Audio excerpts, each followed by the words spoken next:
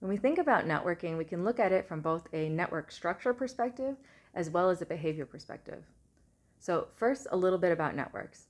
So first, when we look at networks themselves, these are the stable social structures that make up most of our lives. They also try to describe these patterns of relationships that we have and then connect it to certain outcomes. So for example, it might be connected to your access to resources or how well you're able to attain them, where you are in the network or how your network is structured. It might also be connected to the kind of support that you receive from your network or from the individuals within it. Then finally, when we're in an organization or we have employees or we're looking at a working context, the social networks and their characteristics can have significant implications for the performance of ourselves, of the employees that we're working with, our team, and the organization as a whole.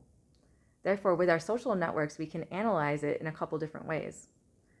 One of the ways in particular is looking at the network structure. So there's two ways that we can describe it. First, we can look and see how cohesive it is. Maybe it's a cohesive network. So if we have a cohesive network, it means that there's a lot of interconnectedness between the individual people that are in my network.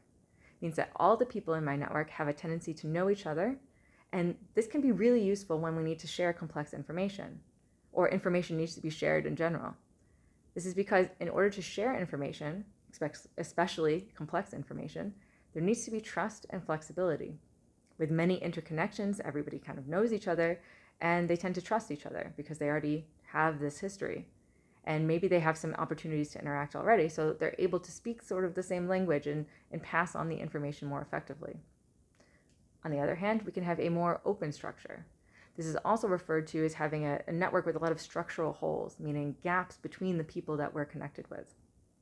In this sense, we have gaps, and what actually happens then is that much of the information then in the network tends to be unique or non-redundant, meaning that the different actors in the information actually have new information because they interact with other people outside of the network as well. So this can be really helpful when you need a group of people who have a lot of freedom and autonomy and independence, and you need to generate new ideas and new information. On the other hand, networking behavior, that's where we actually network. And this is looking at the behaviors we engage in order to build, maintain, or use our network. So this is about maintaining formal relationships or informal relationships, internal connections within the organization, maybe external connections with others outside of your immediate working environment. So let's take a look at the behaviors a little more closely. So first, we have building behaviors. This means that I regularly establish new connections with people. I devote some time actually to developing those connections and to seeking out new people to connect with.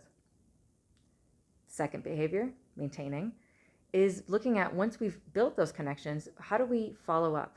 Do we ask them what they're working on? Do we ask them if there's anything new, or even asking if there's something we can help with? The main point here is that we, in this maintaining behavior, check in.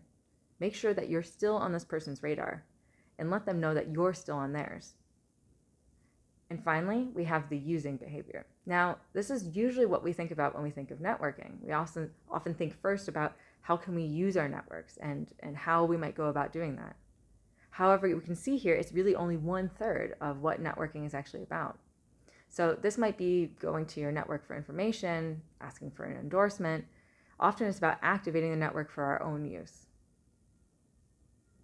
So think to yourself, how often do you engage in building behaviors or maintaining behaviors or using your network in order to accomplish your own personal or professional goals?